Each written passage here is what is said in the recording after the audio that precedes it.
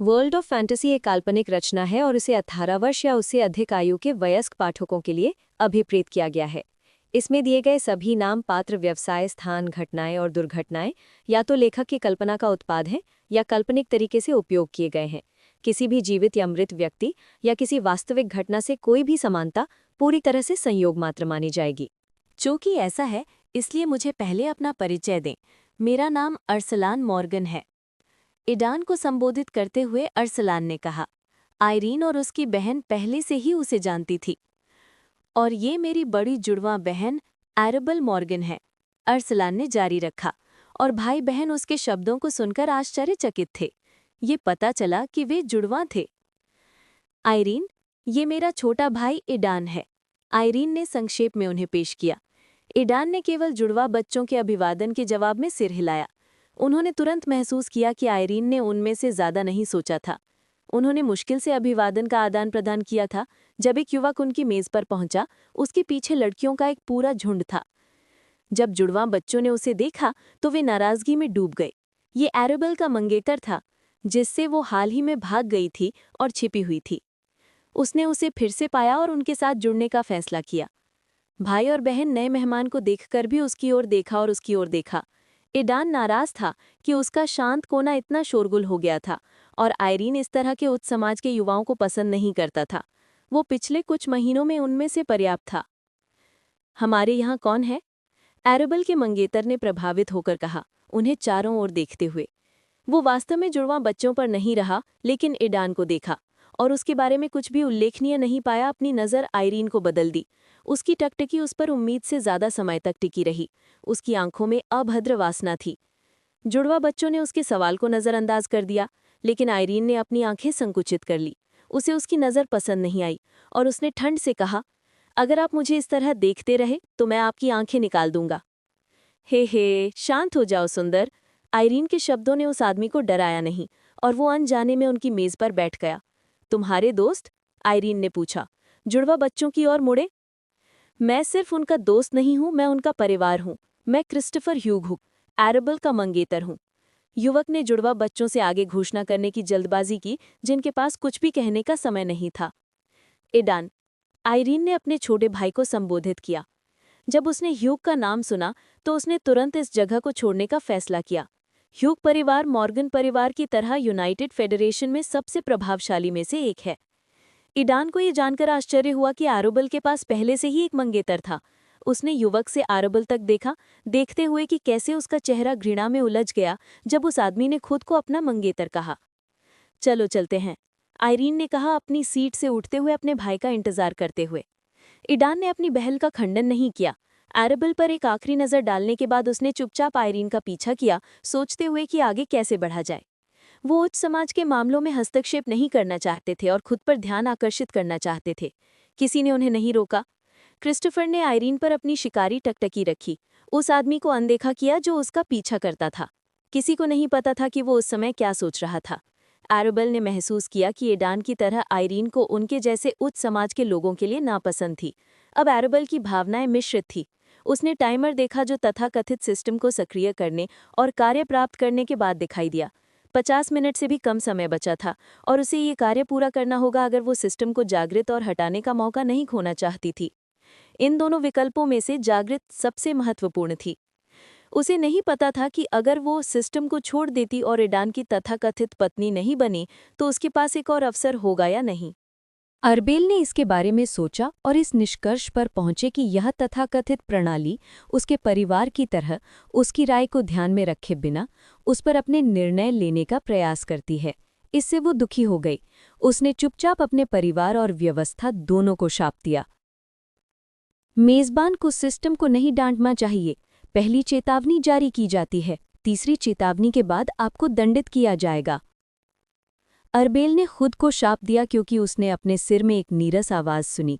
उस समय उसने देखा कि उसका भाई और तथाकथित मंगेतर क्रिस्टोफर ह्यूग उसे अजीब तरह से देख रहे थे। मुझे टॉयलेट जाने की ज़रूरत है, अरबेल ने कहा, एक साधारण बहाना ढूंढते हुए, और उठना और टॉयलेट की ओर बढ़ना। किसी ने उसका पीछा नहीं किया।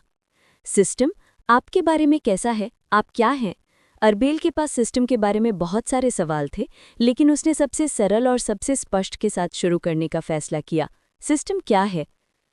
होस्ट के सवाल का जवाब देते हुए मैं अपने मालिकों को उनकी इच्छाओं को विकसित और पूरा करने में मदद करने के लिए बनाई गई कई प्रणालियों में से एक हूँ। मैं सर्वोच्च पत्नी और सर्वोच्च पति प्रणाली हूँ। कहीं में से एक? क्या आप कह रहे हैं कि आपके जैसे कई सिस्टम हैं? आश्चर्य से अरबेल ने पूछा। प्रणालियों की संख्या असीम है, लेकिन सर्वोच्च पत्नी और सर्वोच्च पति प्रणाली अब मौजूद नहीं है। ऐसी सिर्फ एक प्रणाली है और वह मैं हूँ। ये सुनकर अरबेल और भी भ्रमित हो गया। अपने संदेहों को दूर करने के लिए होस्ट सिस्टम को ये जानकारी प्रदान करने में खुशी होगी कि इस समय आपके पास अन्य प्रणालियों के लगभग 100 उपयोगकर्ता हैं। आपका जुड़वा भाई भी उनमें से एक का उपयोग करता है। कहा अरबेल ने सिस्टम की प्रतिक्रिया से चौंक गया। क्या आप कह रहे हैं कि तथाकथित जागृत लोग सिस्टम वाहक हैं? उसने पूछा, बाथरूम में पहुंचते हुए जहां उसे एक खाली स्टॉल मिला और पीछे का दरवाज़ा बंद कर दिया। उत्तर हाँ है। तो क्या मैं कार्य पूरा नहीं करता तो मैं जाग नहीं पाऊंगा, और क्या मुझे एक और मौका मिलेगा? अरबेल ने वो सवाल पूछा जो उसे परेशान कर रहा था। खोज की विफलता का मतलब है कि जागने का मौका चूक जाएगा, सिस्टम को हटा दिया जाएगा और गायब हो जाएगा, और एक नए उपयुक्त मेज़बान की तलाश में जा रहा है। मेज़बान अब किसी अन्य सिस्टम को सक्रिय नहीं कर पाएगा। अन्य सिस्टम मेज़बान के रूप में अस्वीकृत किए गए पिछले एक को नहीं चुनेंगे। सिस्टम की प्रतिक्रिया सुनकर अरबेल धीरे धीरे और कड़वाहट से हंसा। मुझे लगा कि मुझे कुछ अनोखा मिला है, लेकिन पता चला कि ये तो सिर्फ एक साधारण चीज़ है जो हर किसी के पास है। वो थोड़ी देर के लिए चुप बैठ गई। सिस्टम की प्रतिक्रिया के बारे में सोच रही थी। समय समाप्त हो रहा था और टाइमर पहले से ही दिखा रहा था कि 40 मिनट से भी कम समय बचा था। अरबेल अभी भी भ्रमित था और निर्णय नहीं ले सकता था। उसके आसपास के सभी लोग उसे एक उपकरण के रूप में देखते थे। यहाँ तक कि ये भी कहा जाता है कि प्रणाली ने उसकी सहमति के बिना उसके लिए एक पति चुना, और सबसे महत्वपूर्ण बात, ये उसके जागने का एकमात्र मौका था। किसी ने उसकी राय नहीं पूछी और उसे नहीं पता था कि क्या करना है। होस्ट, मुझे अपने संदेहों को दूर करने दो। सभी सिस्टम एक जैसे नहीं होते हैं, उनमें से भी एक पदानुक्रम है। ये प्रणाली असामान्य है, इसे जोड़ा गया है और इसे कार्य करने के लिए 2 मेज़बानों की आवश्यकता होती है। यहाँ तक कि सिस्टम के बीच युग्म प्रणालियों को दुर्लभ माना जाता है। हाँ, इस एक के समान अन्य प्रणालियाँ हैं, पति प्रणाली और पत्नी प्रणाली, जो अलग से कार्य करती है। पत्नी और पति की एक युग्म प्रणाली भी है, साथ ही एक विश्वासघाती पति और एक विश्वासघाती पत्नी की एक प्रणाली भी है। लेकिन इसी तरह की प्रणालियों के बीच भी सर्वोच्च पत्नी और सर्वोच्च पति की प्रणाली से अधिक कोई प्रणाली नहीं है। इस तथ्य के अलावा कि इस प्रणाली को जोड़ा गया है, ये अपने स्वामी को न केवल इस दुनिया में बल्कि सभी अन्य दुनियाओं में भी सबसे शक्तिशाली पति और पत्नी बनने में भी मदद करेगा। पक्ष से सिस्टम के शब्द शैतान की कानाफूसी की तरह लग रहे थे, जिसने एक निर्दोष महिला को लुभाया, उसके फायदे और ताकत का वादा किया। सिस्टम के इन शब्दों के आखिरकार अरबेल की आत्मा में एक प्रतिक्रिया मिली। वो पूरी तरह से विश्वास नहीं करती थी कि सिस्टम क्या कह रहा था, लेकिन उसने फिर भी एक निर्णय लिया। यदि ये 2 बुराइयों के बीच एक विकल्प था, तो सिस्टम की पेशकश उसे अपने परिवार की मांगों से बेहतर विकल्प लगती थी। एक दृढ़ निश्चय के साथ अरबेल ने टाइमर पर शेष समय देखा और अपने भविष्य के सुप्रीम पति की तलाश में चला गया। अपनी बड़ी बहन के पीछे पीछे चल रहा ईडान दूसरों के ध्यान का केंद्र बन गया। उन्हें साथ देखकर कई लोग सोच में पड़ गए कि ये युवक कौन है। भाई बहन एक दूसरे से बिल्कुल अलग थे। उसकी बहन को अपने पिता से सुनहरे बाल विरासत में मिले थे, जो उसे दूसरों से अलग बनाते थे, जबकि ईडान को अपनी माँ से काले बाल मिले थे। ईडान अपनी बहन को अकेला छोड़कर एक तरफ हट जाना चाहता था, लेकिन आयरीन उसे भागने नहीं दे रही थी। वो नहीं चाहती थी कि उसका छोटा भाई फिर से ऊंची सोसाइटी के किसी और आदमी से टकराए। एक बार काफ़ी था, इसलिए उसने उस पर नज़र रखने का फैसला किया। ईडान को अपनी बहन के इरादों की गंभीरता का एहसास हुआ और उसने उसकी बात मानने का फैसला किया। वो चुपचाप उसके पीछे पीछे चल पड़ा, ये सोचते हुए कि उसे आगे क्या करना चाहिए। सिस्टम चालू करने के बाद ईडान की नज़र एक टाइमर पर पड़ी, जिसे सिर्फ वो ही देख पा रहा था। उसे तुरंत एहसास हुआ कि टाइमर वो समय दिखा रहा था जिसके दौरान उसे सिस्टम का काम पूरा करना था। अराबेल की तरह ईडान के भी सिस्टम को लेकर मिले जुले विचार थे। आज उसकी माँ आयरीन से उसके बॉयफ्रेंड और शादी के बारे में जिद कर रही थी और वो मन ही मन प्रार्थना कर रहा था कि वो उस पर ध्यान न दे। लेकिन किस्मत ने उसके लिए सब कुछ तय कर दिया था और उसे अपनी किस्मत के बारे में उसकी माँ के बोलने से पहले ही पता चल गया था। जो कुछ भी हो रहा था वो विदेशी युवा नाटकों की कहानी जैसा लग रहा था, जहाँ एक साधारण युवक किसी रहस्यमयी शक्ति की बदौलत उच्च समाज की एक युवती से जुड़ जाता है। ये सच के इतने करीब था कि ईडान ने संयोग पर लगभग हंस ही पड़ा। सिस्टम की गलती याद आते ही ईडान उसे कोसने लगा। वो कैसे उस लड़की को प्रपोज कर सकता था जिससे वो कुछ मिनट पहले ही मिला था, और ये लड़की कोई साधारण लड़की नहीं बल्कि रसूखदार परिवार की लड़की थी। होस्ट को सिस्टम को डांटना नहीं चाहिए। पहली चेतावनी जारी हो चुकी है। तीसरी चेतावनी के बाद आपको सजा मिलेगी। सिस्टम की नीरस आवाज़ ईडान के दिमाग में गूंज उठी। अपनी बहन का अनुसरण करते हुए ईडान ने लगभग वही प्रश्न पूछे जो अराबेल ने सिस्टम से पूछे थे, और उन्हें उनके उत्तर प्राप्त हुए। सबसे पहले ईडान को पता चला कि अगर मिशन नाकाम रहा तो उसका सिस्टम डिलीट हो जाएगा और जागने का मौका हमेशा के लिए खत्म हो जाएगा। उसके बाद उसे दोबारा मौका नहीं मिलेगा। दूसरे, उन्होंने जाना कि सभी जागृत लोगों की अपनी एक अनोखी प्रणाली होती है। ये प्रणाली इस बात पर गर्व करती है कि ये अपनी तरह की एकमात्र प्रणाली है और ऐसी कोई दूसरी प्रणाली नहीं है। सिस्टम ने लगभग शब्दशः वही दोहराया जो उसने अराबेल को बताया था। तीसरा, ईदान को पता चला कि सिस्टम को उसकी बहन समेत अन्य उपयोगकर्ताओं की मौजूदगी का तो पता है, लेकिन उसे ठीक से पता नहीं है कि उनके पास कौन से सिस्टम है। सिस्टम ने उसे ये भी आश्वासन दिया कि जब तक वो और उसकी भावी सर्वोच्च पत्नी जागृति प्रक्रिया से नहीं गुजरते, तब तक अन्य उपयोगकर्ताओं को ये पता नहीं चलेगा कि उनके पास सिस्टम है। सिस्टम ने बताया कि हालांकि दोनों ने इसे सक्रिय कर दिया था और आदर्श उम्मीदवार थे, फिर भी उन्होंने अभी तक प्रवेश कार्य पूरे नहीं किए थे और होस्ट्स द्वारा पूरी तरह से मान्यता प्राप्त नहीं थे। जागृत होने के बाद ही सिस्टम पूरी क्षमता से काम कर पाएगा। फिलहाल सिस्टम के अधिकांश कार्य अवरुद्ध और अनुपलब्ध थे। जब उसने और जानकारी पाने के लिए टास्क के बारे में एक सवाल पूछा तो सिस्टम के जवाब ने उसकी भावनाओं को मानो तूफान ला दिया। वो इतना परेशान हो गया कि वहां मौजूद सभी लोगों के सामने लगभग जोर से गालियां बकने लगा। कार्य पूरा करने के लिए मेजबान को सगाई की अंगूठी चाहिए, उसके बिना शादी का प्रस्ताव कैसे पूरा हो सकता है? इसलिए कार्य पूरा करने से पहले मालिक को अंगूठी खरीदनी होगी।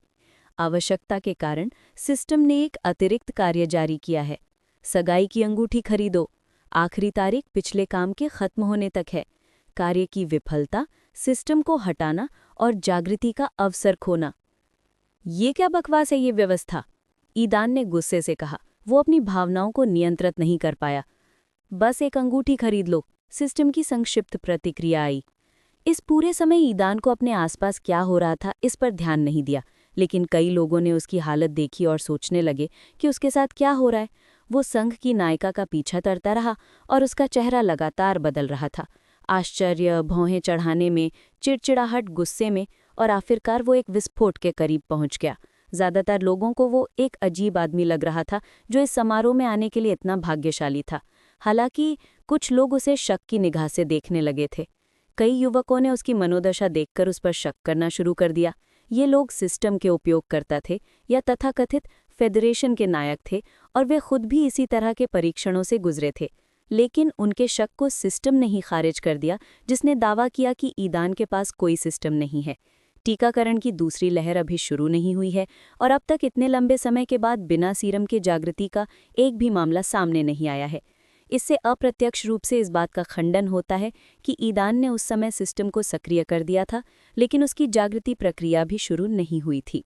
जल्द ही ईदान और उसकी बहन अपनी मां को ढूंढकर उसके पास आ गए। अगर ईदान ने सिस्टम एक्टिवेट नहीं किया होता तो वो बहुत पहले ही कार्यक्रम छोड़ चुका होता।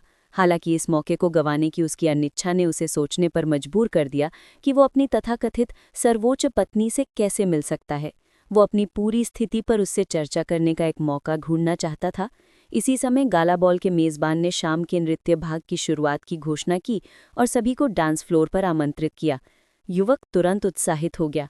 युवा लड़कियां युवा नायकों की ओर दौड़ पड़ीं और लड़के युवा नायिकाओं के चारों ओर चक्कर लगाने लगे। आयरीन को डांस करने के लिए आमंत्रित करने वाले युवकों में से एक तुरंत उस मेज़ के पास पहुंचा जहां ईदान, उसकी बहन और उसकी मां बैठी थी। ईदान ने देखा कि कैसे दूसरे युवक किनारे खड़े होकर पहले आवेदक को दिलचस्पी से देख रहे थे, जो बाकियों से ज्यादा दृढ़ और साहसी लग रहा था। हालांकि पहले कि वो आदमी एक भी शब्द बोल पाता, आयरीन में दृढ़ता से कहा, नहीं, चले जाओ। उनकी माँ अपनी बेटी के व्यवहार से हैरान थी। उन्होंने पहली बार अपनी मेहनती और सौम्य बेटी का लहजा इतना अचानक बदला हुआ देखा था। आज भी जब वो घर लौट रही थी और जब वे अतिथि कक्ष में मिले तो उसका व्यवहार सामान्य था, लेकिन अब वो बिल्कुल बदल गई लग रही थी। ये दृश्य देख रहे अन्य युवकों ने उस लड़के का मजाक उड़ाना शुरू कर दिया। चले जाओ, आइरीन ने दोहराया, ये देखते हुए कि वो लड़का हार मानने वाला नहीं था और उसे फिर से नृत्य करने के लिए कहना चाहता था। वो अपने परिवार, अपनी माँ और भाई को इस शाम को आमंत्रित नहीं करना चाहती थी। हालांकि फेडरेशन के नेतृत्व ने जोर देकर कहा कि सभी हीरो अपने प्रियजनों को अपने साथ लाएं और ये पूरी मानव जाति के लिए एक मिसाल बन गया। पूरी दुनिया लाइव प्रसारण के जरिए देख रही थी कि क्या हो रहा है। पिछले 1 साल में फेडरेशन ने ज्यादातर शहरों में बिजली और संचार व्यवस्था बहाल करने में भारी निवेश किया है। पूरी शाम एक बड़े प्रचार का दौर था। आइरीन को ये पसंद नहीं था कि उसके परिवार का इस्तेमाल इस काम के लिए किया जा रहा था, लेकिन उस समय वो इस आदेश का विरोध नहीं कर सकती थी। इसलिए उसने उन्हें अपने पास ही रखने का फैसला किया ताकि कोई और उन तक ना पहुंच सके और उनका इस्तेमाल ना कर सके। उस आदमी को पीछे हटना पड़ा और अपनी मेज से दूर जाना पड़ा। आइरीन के दृढ़ इनकार को देखकर किसी की भी हिम्मत नहीं हुई कि वो उसके पास जाए और दूसरों के सामने उपहास का पात्र बने। जबकि कुछ लोग अनिर्णित खड़े रहे, जोड़े एक एक करके डांस फ्लोर पर आए और धीमे संगीत पर नाचने लगे। ईदान ने अपनी बहन की तरह डांस फ्लोर पर ना जाने का फैसला किया। वो शांति से अपने ड्रिंक्स की चुस्कियां लेता रहा और उच्च वर्ग के युवाओं को नाचते हुए देखता रहा। लेकिन लाल पोशाक और लंबे लाल बाल वाली एक लड़की के आने से उसका धैर्य भंग हो गया। उसका चेहरा शर्म से लाल हो गया था और उसने शर्मिंदगी से ईदान की ओर देखा और पूछा, क्या आप नृत्य करना चाहेंगे?